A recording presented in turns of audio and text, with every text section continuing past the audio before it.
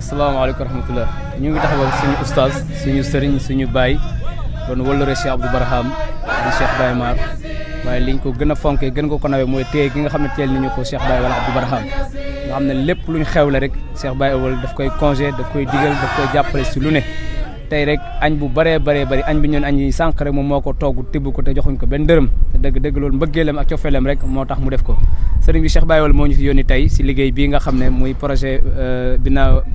Maad Alhaaji Abdoulaye Niass Cheikh Mouhamina sàkkoon Cheikh Baye Awal démb tey mu wax dëkk bi yëpp ne nañ ñëw ñu xëy si biñ fi ñëwee macha allah gis nga liggéey bi moo tax ñu lay laaj sa xalaat. waaw tey loolu sant yàlla rek la sant yàlla rek ndax kóllëre goo xam ne ànd ci yàlla la te lu jafe la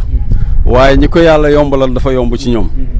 sëñ Abdou ba mu koy def lu jafe woon la waaye yàlla daf ko yombalal yàlla may ko njaboot gi tege ci siraatul mustaqim mu ñëw daje ak ay sang yoo xam ne xamoon nañ baayam ni mu doxee taalibe ñu téye ko niñ téye woon baayam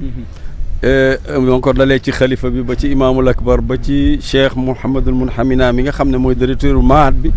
te mooy ki wax ak moom ci lii mbooloo mi ñuy gis yëpp man dama fekkoon sax ñu pare daanaka bi añuy ñëwee waaye beneen oto di arrière ñu dégg ko yuuxu rek daal ne ñoom it dañ ko ciy boole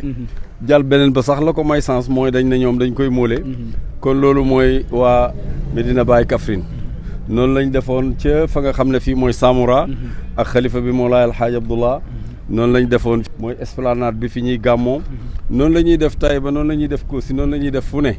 mooy ne kon ñoom dañuy def ngir yàlla ak Baye mooy seen bunt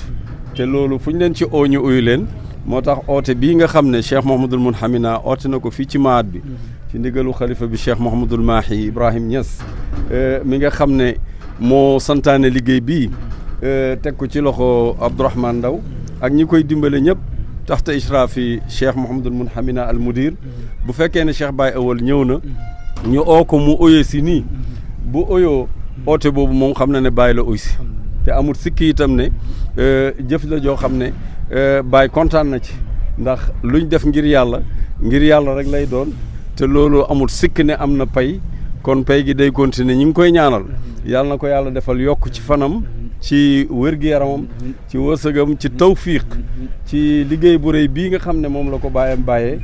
tem yóbbu ko foo xam ne wax dëgg yàlla nit ñëpp li ñuy ñaan mooy yàlla may la doom joo xam ne foo yem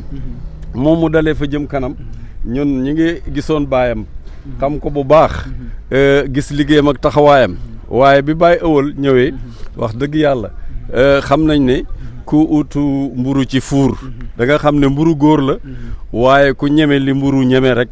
moo fay continuer te Baye Awal ci loolu la nekk yàlla na ko yàlla def mag mu barke ma gën a barke ak maqaama bu yokku ci zaahir ak ci baatin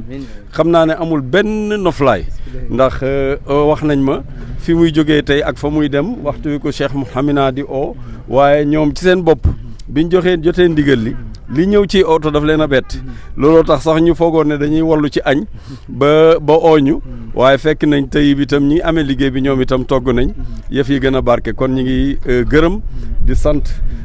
li nga xam ne mooy tawfiq bi ñu yàlla def ñu fekkee ko di ndokkeel Mouhamadul Munhamina ak ki nga xam ne moo amee projet bi di Abdourahmane Ndaw waaye ñi nga xam ne ñoom la fi Baye Awal indi ñu def fi jëf ju rafet ji ñoom itam ñu ngi leen di ndokkeel waaye ndokkeel yëpp amul sikki ne bu ko Cheikh Mouhamina jëlee da koy teg ci loxol xalifa bi mu àgg ci loxo Cheikh Ibrahim Cheikh na Ahmed Tidiane yonent yàlla Muhammad sallallahu alayhi wa sallam kon waa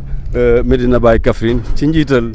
Cheikh Baye Awal seen taxawaay rafet na yàlla na yàgg gën a yàgg rafet yéen ñii ñëw seen ñaq yi yàlla dafa leen ko yokk seen fan seen wërsëg seen wér-gi-yaram barke seen njaboot ak seen mboolem yëngatu ci barke Mawlana Cheikh Ibrahim radiyallahu anhu